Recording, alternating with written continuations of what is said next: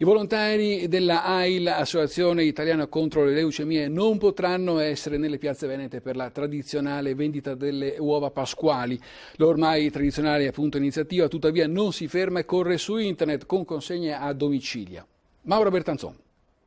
Resto a casa ma salvo la ricerca è il vostro motto, giusto? Sicuramente sì, quest'anno non possiamo essere nelle piazze in questo fine settimana, quindi in tutte le sezioni stiamo raccogliendo le prenotazioni per le uova di Pasqua. Vogliamo comunque venire incontro ai nostri sostenitori cercando di consegnare loro le uova. Internet come piazza per non fermare la solidarietà verso l'Associazione Italiana contro le leucemie.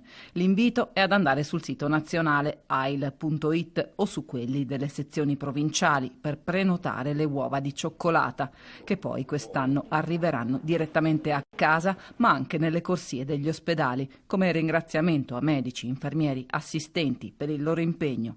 Piazza virtuale sì, ma tempo che si allunga. Per 3 settimane sicuramente, sino alla prima settimana dopo Pasqua e forse anche successivamente. Tanta gente affettuosamente ci ha detto anche dopo Pasqua va bene. Ce n'è bisogno perché i malati continuano ad aver necessità di cure e trapianti e le famiglie di sostegno. E poi c'è un detto veneto che io non so ripetere perché sono romano, che i uovi se buoni anche dopo Pasqua.